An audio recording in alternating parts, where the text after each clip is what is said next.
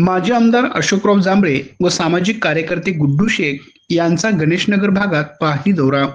महिला व नागरिकांच्या समस्या घेतल्या जाणून व समस्या मार्गी.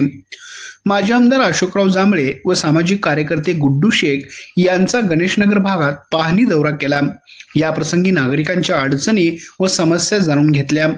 इचलकरंजी येथे गणेशनगर गल्ली नंबर 1 लक्ष्मी मंदिर शेजारी रहिवाशांच्या सेवेत असलेला पाण्याचा बोर मेन लाईन बंद असल्यामुळे शॉर्ट होऊन बोर 3 ते 4 दिवसापासून बंद होता.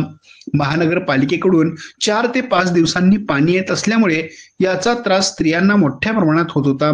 बोर असूनही ऐन पावसाळ्यात पाण्यासाठी महिलांना वन फिरावे लागत होते.